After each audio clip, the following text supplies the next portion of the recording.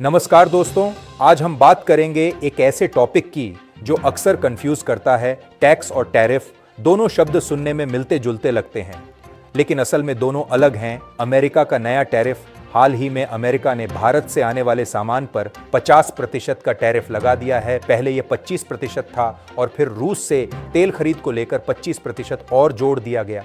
यानी अब भारतीय सामान अमेरिका में आयात होने पर 2 गुना महंगा पड़ जाएगा। टैक्स क्या होता है? टैक्स वह रकम है जो हर व्यक्ति, कंपनी या संस्था अपनी कमाई का हिस्सा सरकार को देता है।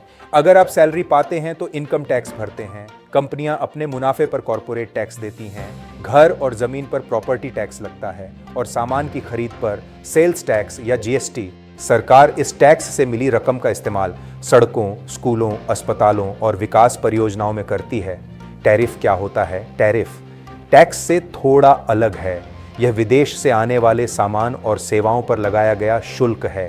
इसका मकसद 2 चीज़ें होती हैं। पहला, विदेशी सामान को महंगा बनाना और दूसरा, अपने देश के उद्योगों को बढ़ावा देना। टैरिफ के प्रकार, टैरिफ 2 तरह के होते हैं। स्पेसिफिक टैरिफ, जैसे प्रति किलो चावल पर 10 रुपये।